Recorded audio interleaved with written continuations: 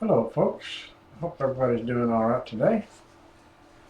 Today, I wanted to discuss Moses and the burning bush, which can be found in Exodus chapter 3. I'm sure some of you, or most of you maybe, are even familiar with this story. I'm going to try to simplify it here and there because of the phrasing and wording in the good old King James. I'll try to cut out some of the thous and these. And anyway, let's roll with it.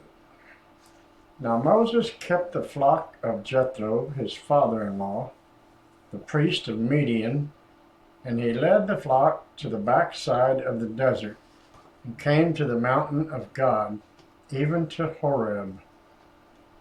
And the angel of the Lord appeared unto him in a flame of fire out of the midst of the bush.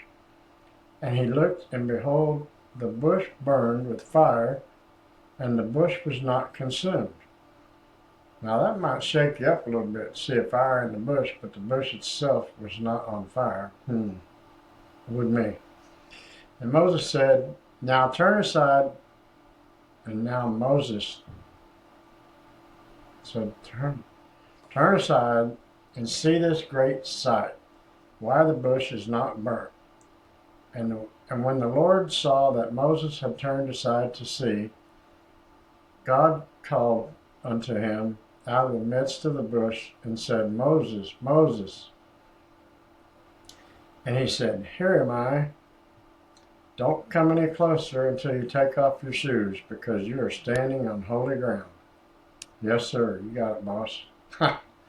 Then God said, I am the God of your father, the God of Abraham, the God of Isaac, and the God of Jacob. And Moses hid his face, for he was afraid to look upon God.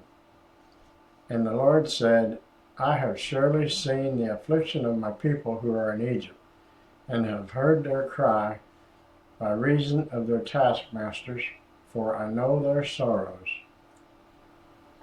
And I come down to deliver them out of the hand of the Egyptians, and to bring them up out of the land unto a good land and a large, unto a land flowing with milk and honey, unto the place of the Canaanites, and the Hittites, and the Amorites, and the Perizzites, and the Hivites, and the Jebusites.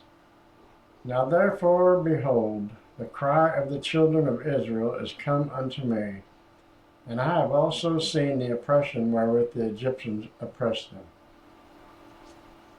Come now therefore, and I will send you unto Pharaoh, that you may bring forth the children of Israel out of Egypt.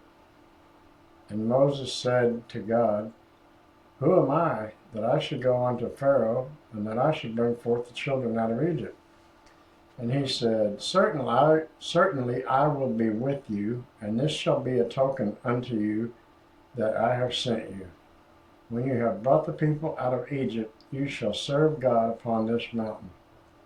And Moses said to God, When I come to the children of Israel, and say to them, The God of your fathers has sent me to you, and they ask me, What is his name? What should I say? And God said to Moses, I am that I am. And he said, This you will say to the children of Israel, I am has sent you.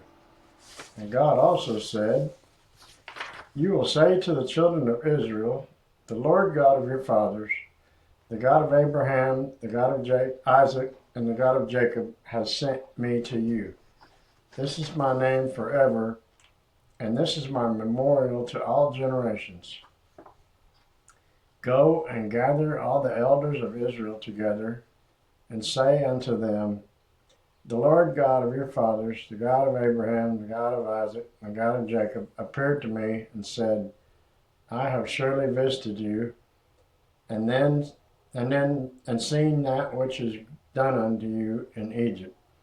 And I said, I will bring you up out of the affliction in Egypt unto the land of the Canaanites, the Hivites, the Amorites, the Perizzites, the Hivites, and the Jebusites, unto a land flowing with milk and honey.